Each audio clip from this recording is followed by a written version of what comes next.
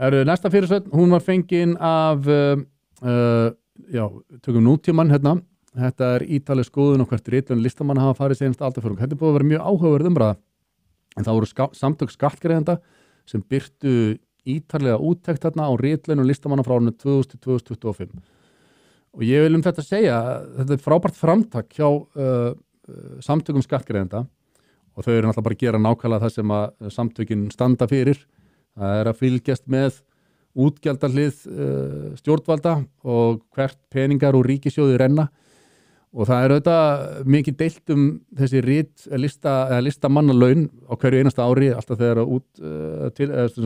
útlutunar þegar útlutunar tímanum kemur þá mikið deilt þetta en þarna þess að tekin síðustu 25 ár og þetta áhugaverður listi þarna í réttir röð þeir sem hafa fengið mest Guðrún Eva Mínarudóttir hefur fengið samtals 294 mánuði og hlutfallið það 98% af því sem hún hefur sótt hún er eiginlega alltaf fengið og hún er búin að gefa út 14 bækur og þannig farið síðan út í blaðsíður alls og greitt per bók samkvæmt þessu þá Guðrún að fá 12.664.000 á hverja bók sem hún hefur gefið út. Pældi á þessum 25 árum hún búin að vera 24,5 ár á laununum.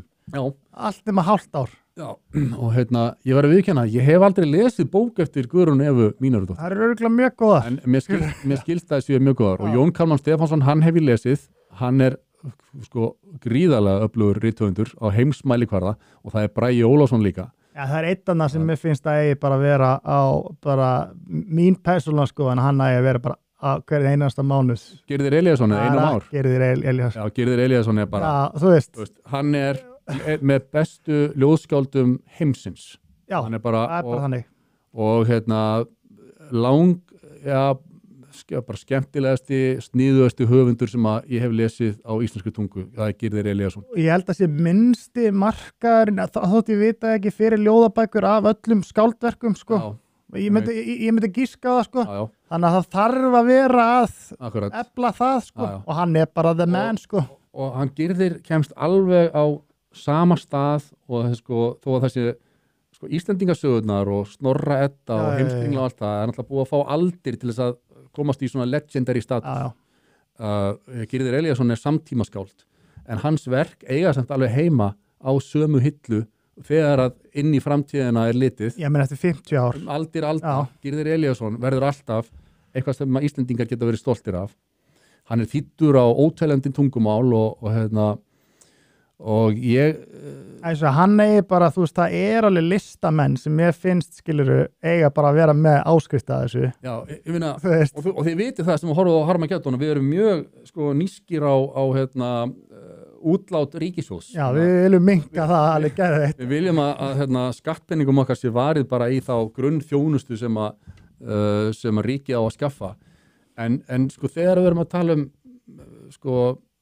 dæmi sem að hafa sanna sig að hafa skilað tilbaka eins og kemur, Andri Snær Magnason nefndur þarna, hann tekinn sérstaklega fyrir í fréttum núna í þessari viku, því að á þessum lista fjöldi bóka hjá Andra Snær einungis 5 bækur og þar með ætti hann að hafa fengið 27.555.000 per bók og margir sem að ræddu það í þessari viku. Stefán Einar Stefánsson var mjög beinskeittur þegar hann talaði áskrift hans Andra Snæs að þessum launum og þetta væri rýr afköst. Þetta alls ekki rétt og Já, það leiðilegt. Það mjög leiðilegt. Þarna nákvæmnin í samtaka skattgreiðenda ekki nægilega mikil. Og Andri Snær Magnason hefur einmitt birt núna grein þar sem að hann fer yfir sín verk og sinn feril. Ég ætla bara svona að leyfa mér að hlaupa eins yfir getur farið inn og ýttu bara nútíman efst uppi logoið og sjáðu fréttina sem aðeins neðar bara niður og hann hlýtur að vera einhvers staðar aðstendar að hengja bakara fyrir að vera ekki smiður óvandvirkni Einar Stefánssonar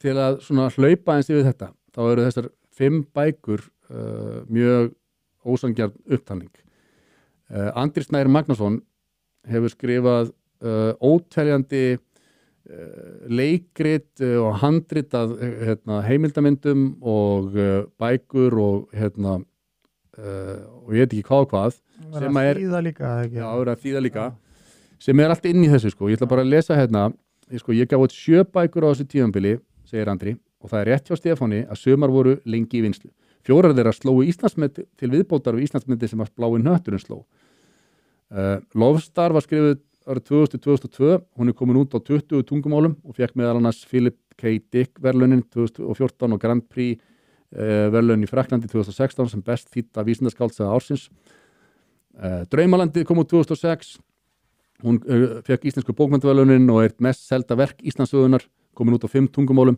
Tímakistan 2013 hún hlaut íslensku bókmenntaverðlaunin tilnefningu til bókmenntaverðlauna Norðurlandaráðs og vestnærannu bókmenntaverðlaunin hún komin út í 20 löndum og hlaut Green Earth Book Awards í USA hún mest útgefna ungmennabókin frá Íslandi hún fylgir fast eftir mest útgefni barnabókinni frá Íslandi sem Sagan af bláa hnettinum sem komin út á 40 tungumálum það rosalegt Sofðu ástin mín kom 2016 hún komin út á ítölsku líka og svo framvegis hann segir, ferill höfundar óvenjulegur og það notað gegn honum fyrir að taka áhættur eða vinna þvert á listform hér ekki talin upp þáttaka í Feneyjatvíæringnum með SAP arkitektum með Lavaforming 2025 skrifuð fyrir íslenska dansflokkin minnismerkið Ókjökul verkefnum Krónos kvartett í maí 2025 og þetta endalaust það alveg Gaurinn bara alltaf að hann alltaf að það bara þetta ekki gaur sem að liggur upp í sófa með tætnar upp í loft bara að cash in listamannalaunum sko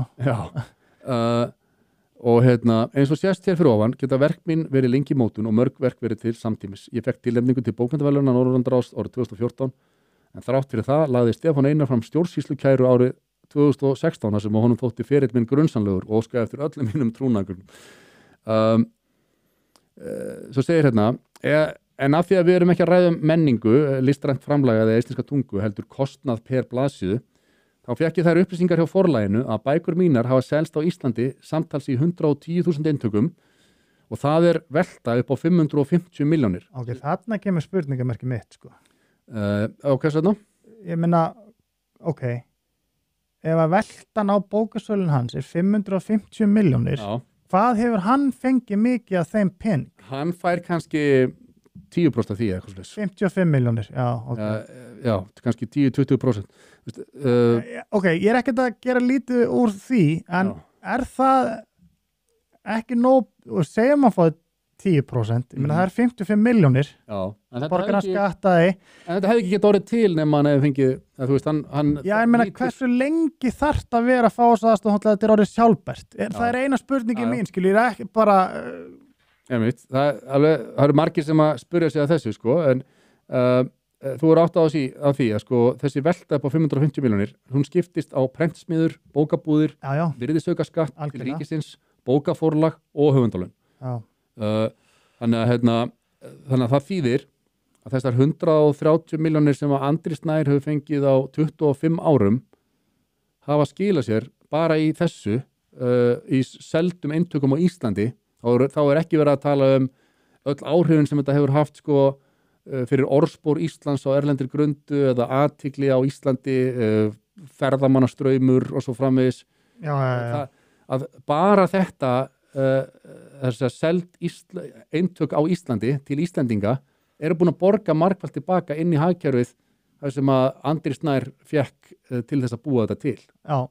Þannig að þá kerfið búið að sanna sig að við sem að okkur andum hverja krónu ríkissjóðs og viljum að þessi fari sparlega með þetta og þessi ekki bröðla með þetta að við erum að þarna múlum fá staðfestingu á því að fjárfestingunni vel varið. Já, og þú getur ekki þótt þú sést algjörlega, eða þú ert bara algjörlega ósammála honum í sínum pólitísku skoðunum og ert ykkur úberkapitalismi, þá hlýtur að sjá þetta sem aðalmálið. Þetta ætti að vera Excel-skjalið sem að þú ættir að líta til og hugsa, herðu, þarna var ríkissjóður að ávaksta pund sitt og Ég meina, þetta eru 5 milljónir á ári meðaltali sko, sem hann er búin að fá fyrir þetta og hann greiður örugglega 40% af því í skatt sko.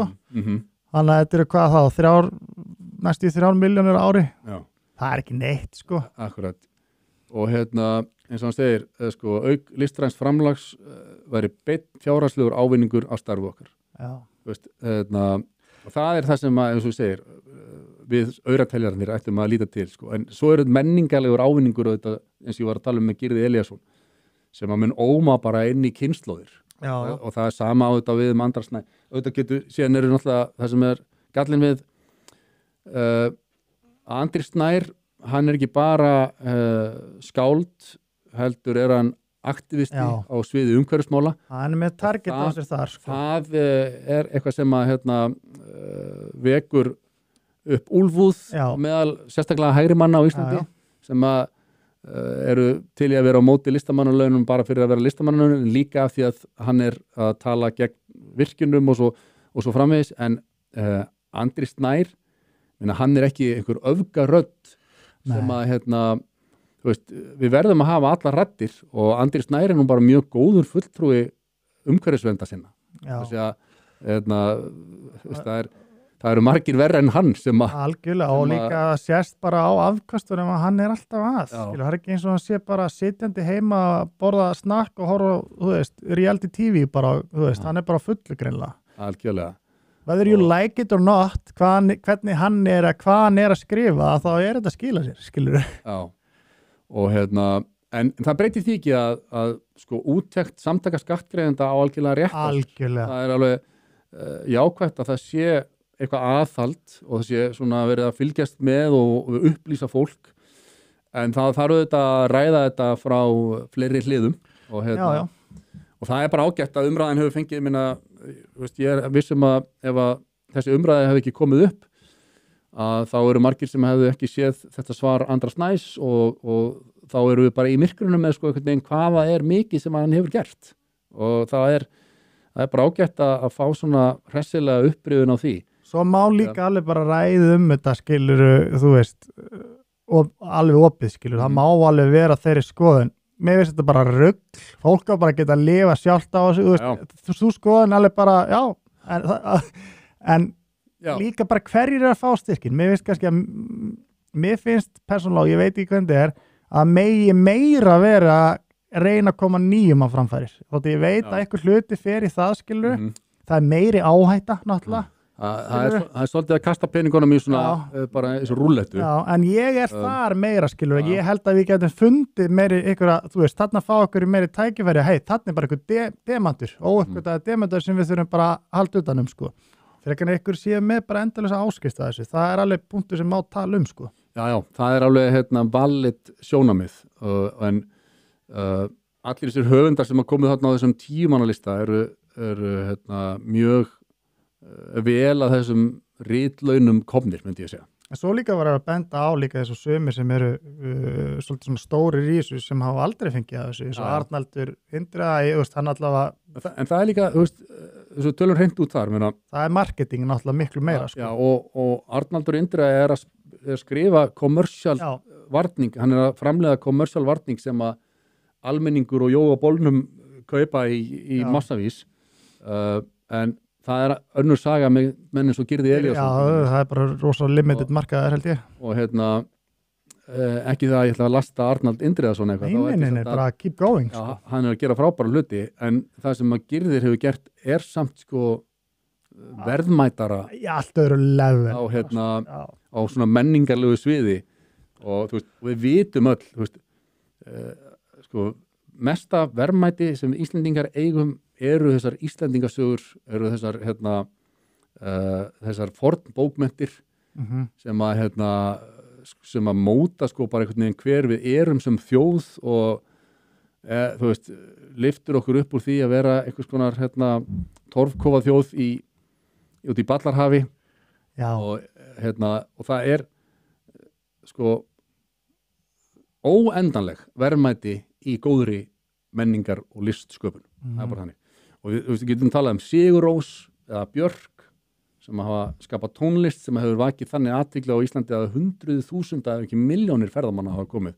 Já, það er ekki hægt að setja verð með á það. Nei, það er ekki hægt að setja verð með það. Og það er bara svona sem dæmi þú veist, að því að fólk, auðvitað, menning er eitthvað sem á að, og við getum líka sagt, Vincent van Gogh eða Leonardo da Vinci eða eitthvað svona, eitthvað svona listamenn sem að hafa haldið sko þjóðum sínum á floti bara í menningarlegu tilliti sögulega, fengu náttúrulega aldrei neinn listamann á laun, þú veist, og þó átt að geta búið þetta til á þess að fá þessi listamann á laun, gott og vel, en ef við erum sem sagt að hugsa bara hag ríkissjóðs og sjáum að í svona Excel-tölum að þetta kemur tilbaka, af hverju þá ekki að örva listamennun okkar með smá styrkgreiðslum. Algjörlega. En eitt líka í þessu að það má alveg skoða sko að það sem að ef þetta er eitthvað svona klíka ákveðin sérsagt pólitískt eða þú veist öðru megin sem er að ákveða hverju fá styrkina skilur og það er þetta að færa þú veist og ykkur er að vera viljandi vera að líta þú veist ég veit ekkert það en það má alveg vera mikið gagnsæi með það sko. Já. Þú veist það sé ekki að því þú veist það sem pirrar náttúrulega fólk líka rosalega mikið sem eru hægra megin að þetta er allt ykkur svona vinstri liptardalega sem er að fá þetta skilur þú veist að það er líka líklegri til að vera í listamanna. Já, það eru fáir svona hægri kapitalistar sem er að skrifa það er endar til hvað heitir hann spennusanna höfundurinn Stefán Nei. Ég stólu úr mér asnalegt að muna það ekki að það er einn af okkar færustu höfundum sem var að skrifa bók með Katrínu Jakobsdóttur. Hann er svona að mér skilst hægra megin í lífinu. Já, ég myndi gíska að það sé svona 90-10 skilur listamenn sem vinstri sinnaður og minna Hallgrímur Helgason Já, ég minna það sko, þó að pólitískar skoðanir hans geta verið óþolandi að þá eru bækurnar hans algjörlega klassískar, það var mjög ferskt og gaman að lesa í gamla daga 101 Reykjavík og Rockland fleiri bækur sem að gerðu óþolandi hann getur verið bara þú veist sann sjálfur þá hann er mjög fær listamaður og jaft á pennan sem pensilinn hann skapar líka mjög flott listaverk í myndlisti. Já, gerir líka rosalega flott svona YouTube-vídeó þar sem hann fer með ljóðu sín. Ég mæli með allir kynna sér þau. Það er bara, wow. Já. Þetta er hressandi að fá þessu umræðu og ég hreinlega verið viðkynna ég vissi að Andri Snær hefði gert mikið en þegar ég sá þessar svarkarinn hans þá er þetta miklu, miklu meira heldur en að maður gerist þér grein fyrir. Já, því þetta er þú veist, eins og við segjum að þú veist, skera niður og allt svona þetta er svona ekki einu svona í 100. sæti hvað við ættum að fara að pæla í að skera að mínum mati, skilur. Enga veginn. Kæru vinir, takk fyrir að horfa á stutt brot úr Harmageddon. Við minnum á, það kostar ekkert að brosa og það kostar heldur ekkert að subscribe á YouTube-brásun okkar. En ef þú vilt sjá þáttinn í fullri lengd þá ferðu inn á broadcast.is og nærðir í áskrift. Takk fyrir.